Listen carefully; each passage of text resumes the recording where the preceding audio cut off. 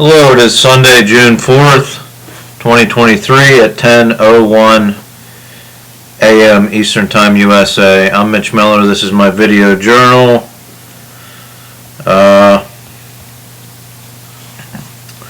So, just a couple updates. It looks like Hillary has the ability to get us into the United Airlines lounge in D.C., so when we leave on Saturday, we'll be in that lounge for several hours. I plan on texting some of my friends about Mitchapalooza from there. Secondly, Hillary may be traveling to Vietnam for work directly after Mitchapalooza in September. Ideally, if I can make enough money this summer, it would be cool to go to South Korea and visit my friend Aaron Bruckert and his wife, Jung Mi, I think is her name, and hang out and see the sights while Hillary's in Vietnam. Then she can meet with me in South Korea and we can continue to enjoy their company.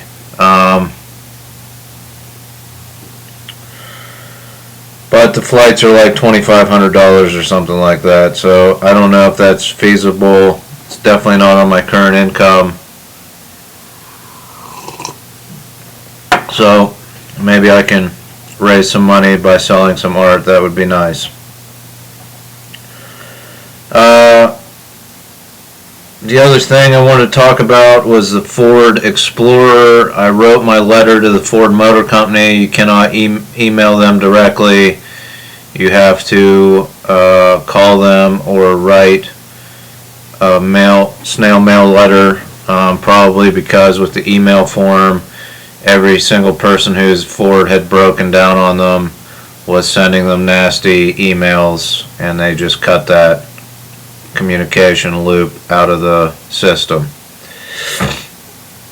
Anyway, I wrote my letter to Ford about my program to keep high-selling vehicles that are 20 years old or older on the road as a way to protect themselves when these modern computer systems that control accelerators and braking begin to fail and vehicles are out of control on the roads as a legal. They can rule out this program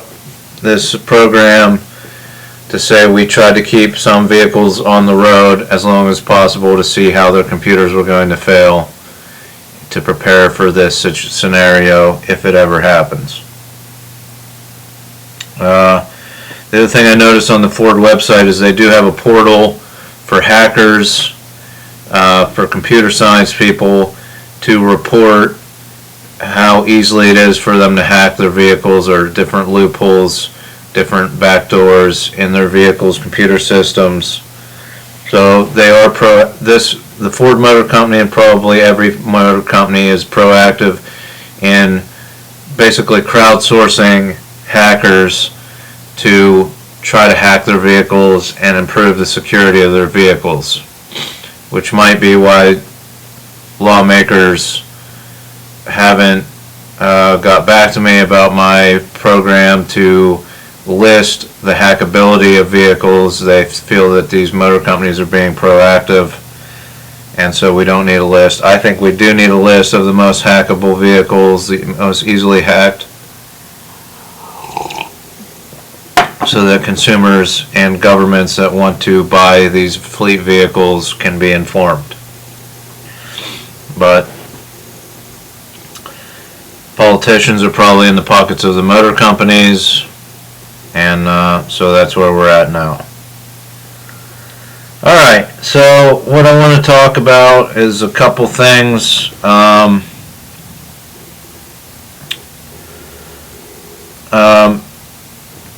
Project Miller's Meat Market. So I proposed a non-lethal weapons company. That's where my weapons company would start is these non-lethal dueling pistols, and then we could expand to other non-lethal weapons like tasers, firearms that fire beanbag bullets, rubber bullets.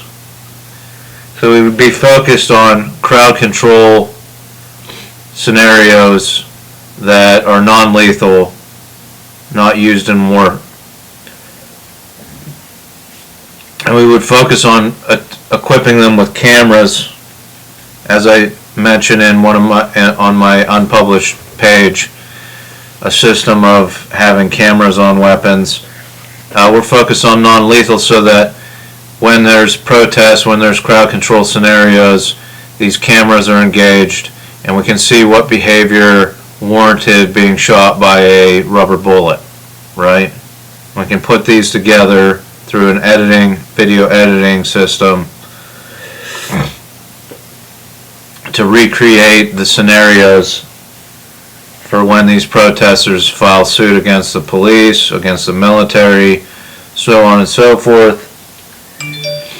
They'll have their smartphone video scenarios, and the government will have its comprehensive recreation using our smart weapon, non-lethal weapon camera systems and other cameras in the area, surveillance cameras, to accurately show what happened that day, right?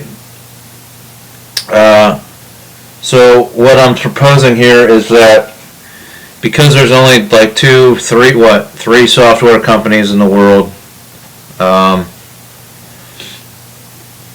and they have video editing software, and that's what everybody uses. What I'm proposing, a very simple and probably inexpensive task that all militaries around the globe can do, is develop your own video editing software, right?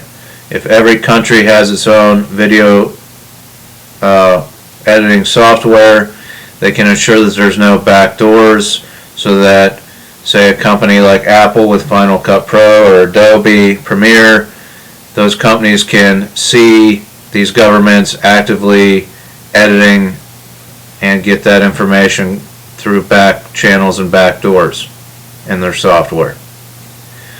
We want secure software that is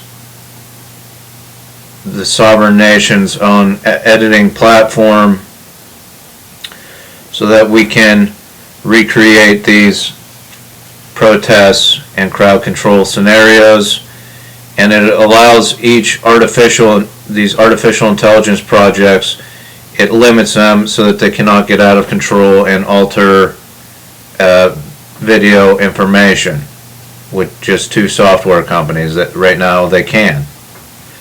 If each sovereign nation has its own video editing platform, the AI will have to learn how to engage and use that platform in order to alter video within that country. So it plays into this deepfake virus I've warned about on smart televisions, right?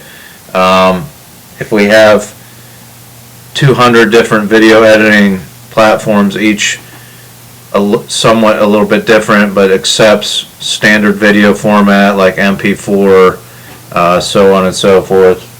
Most don't accept this video format, this .mov, this Apple video, compressed video, but you could offer that. So what I'm proposing is that these militaries or these governments develop their own video editing software that our non-lethal weapons company can then work with. And what I will do personally to test out your video editing software is I have top secret video of my uncles and my dad processing a deer, a white-tailed deer, butchering it. It's already skinned, but they show you how to cut the different cuts of meat out of the hindquarters and the shoulders and stuff like that. It's probably a 10 or 20 minute video all put together. There's only probably 3 or 4 cuts to it, maybe 5 edits, maybe 10 edits. I haven't done it yet. It's on disc. The video's all on disc. I shot it on my GoPro. So I can bring that disc to your country.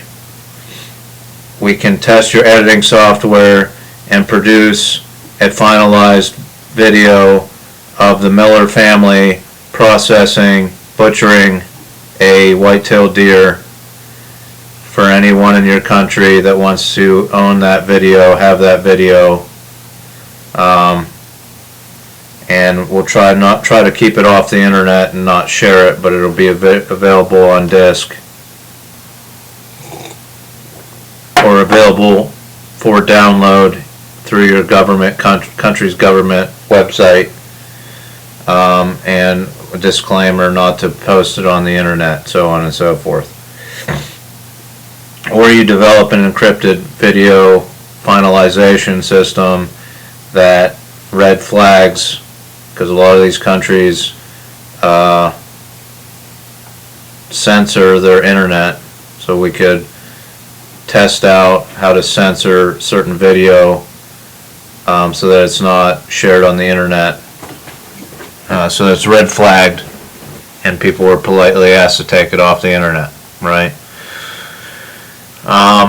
This could be beneficial for the weapons company scenario, so that you have to have actual permission to share it through your media company and so on and so forth. You can share everybody's smartphone video that day, but if the government wants to publish an official video recreation, they'll have the power to do that through any means they deem necessary.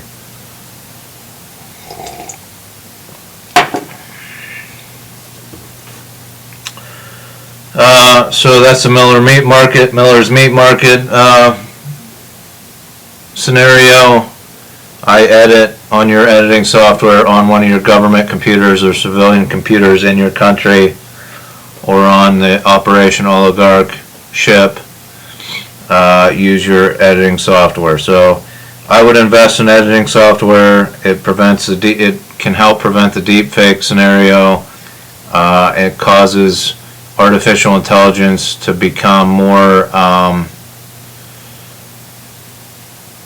engaged on a sovereign nation.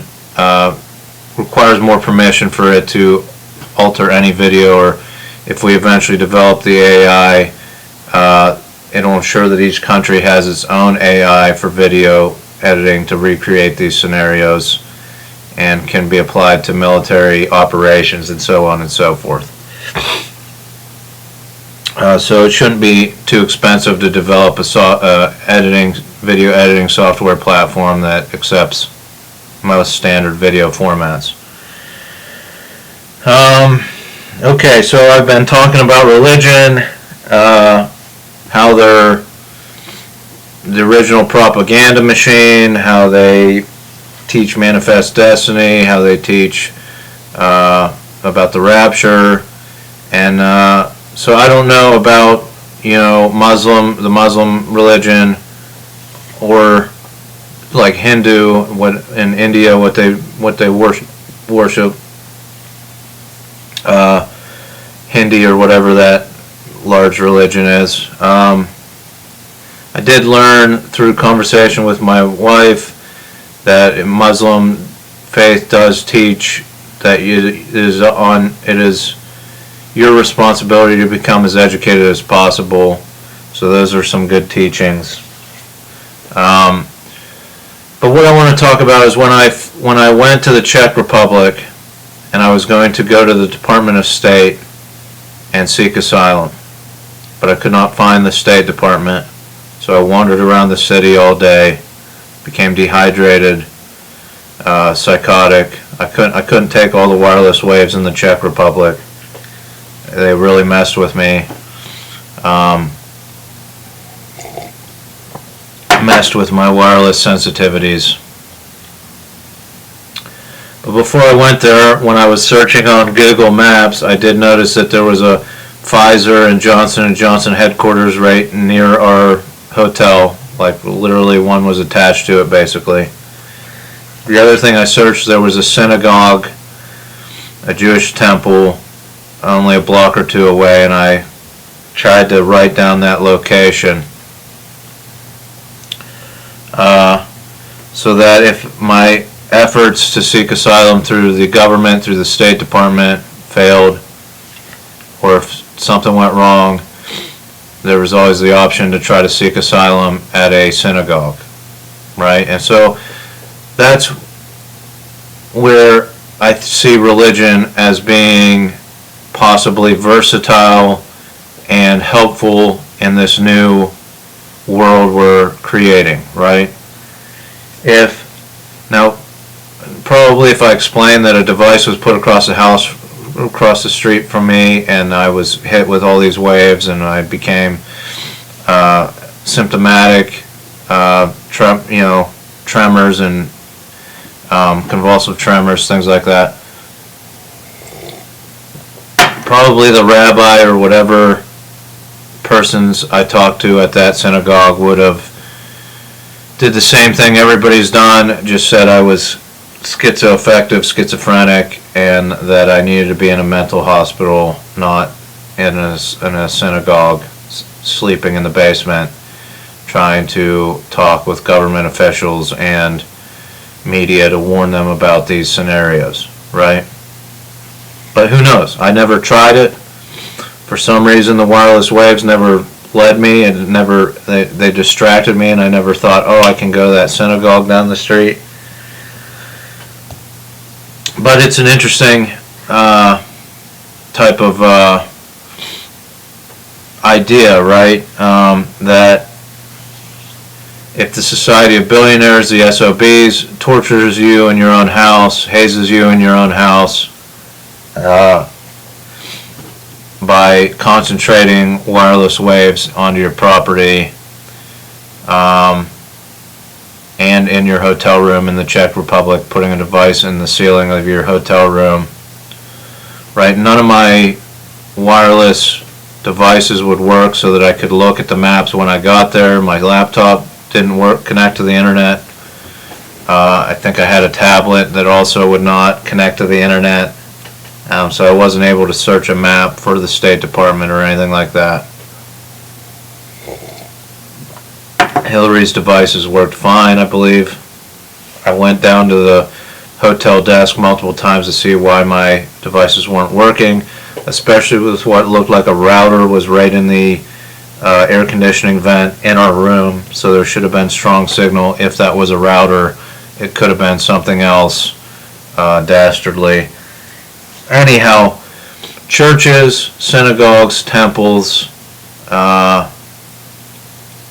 should they be informed and have open arms for people like me who maybe have a wireless sensitivity, may have been persecuted in their own country?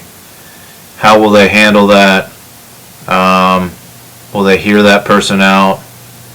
And will they bring in experts to try to prove it? That's what the other thing I was trying to do, was talk with physicians that could test my body as I had these convulsive tremors and this muscle twitching, to prove that I did have these side effects, that they did register on some type of equipment.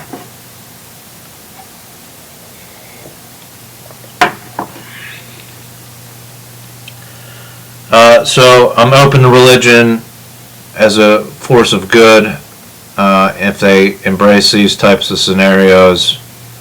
Don't immediately throw or push someone into a mental facility when they're talking about this type of stuff. And maybe they are open to that. I just didn't take that route, as I said. And they do help the homeless. They do help people get off of drugs and alcohol. There are good aspects to organized religion.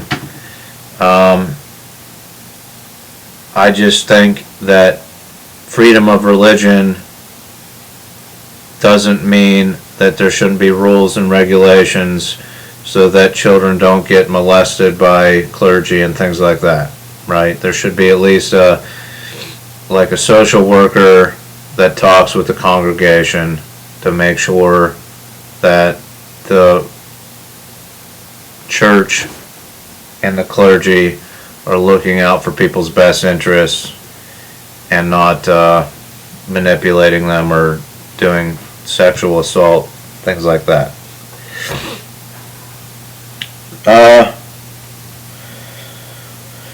So the last thing I'll talk about is my grandpa's phone that I bought for him. Purchased a Nokia flip phone, trap phone for my grandpa, and I think I talked about this when I was talking about the pendant that works on the wireless network. It seems that that phone will not even hold a charge. He's had it for 20 days, 3 weeks maybe. The battery drains very quickly because it's searching for service, and now they can't even, when they plug it in, can't even get it to take a charge.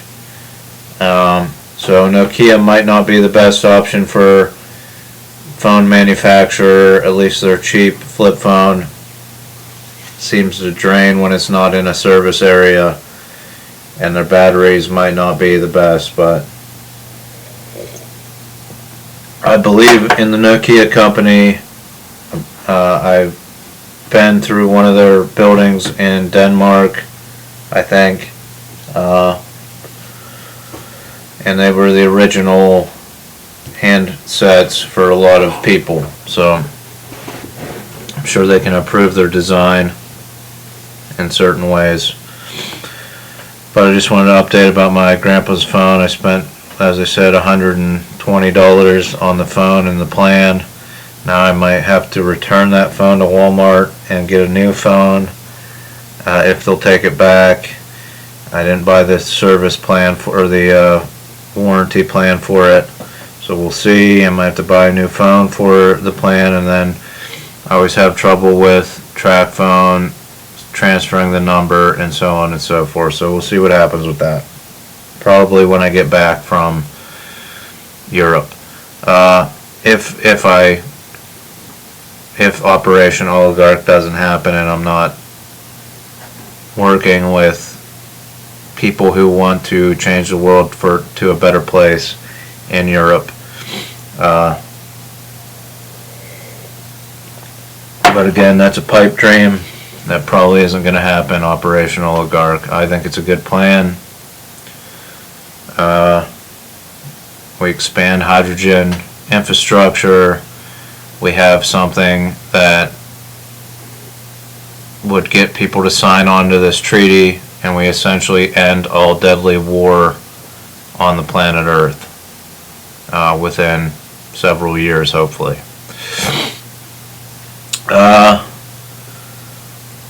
Anyhow, join me probably tomorrow, and I talk a little bit about taxation, how it could have been prescribed years ago, and I'm sure I'll think of some other things to talk about. Thanks for watching, and join me next time.